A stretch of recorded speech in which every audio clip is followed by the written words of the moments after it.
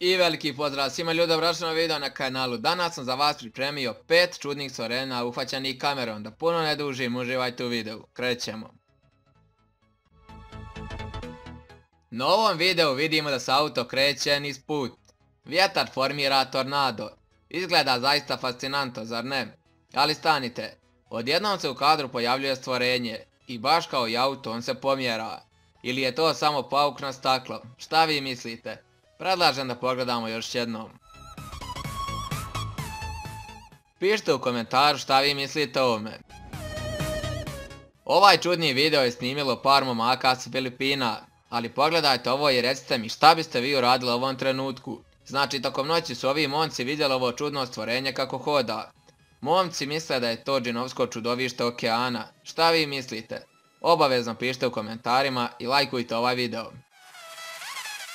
Ovdje se neću puno zadržavati, samo pogledajte ovaj video i naravno recite šta mislite o ovome.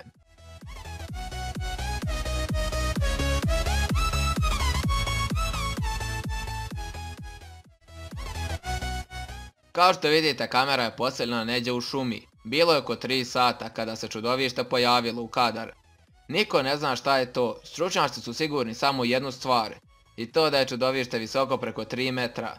Mnogi mještani kažu da to nije prvo pojavljivanje ovakvog čudovišta i da mjesečno mogu da čuju čudnu riku i da zvuci naravno dolaze iz šume.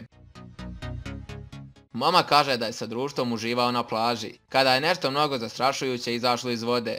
Odmah je zgrabio kameru i počeo da snima. Mislim da ovdje še ne treba komentarisati. Ok ljudi moji, to je to, ja se iskreno nadam da vam se ovaj klip svidio i da se naučili neke nove stvari. Komentarima obavezno pišite teme za sljedeći video. Ne zaboravite se pretplatiti na kanal, pritisnite zvonce, lajkujte ovaj video, komentarišete, podijelite.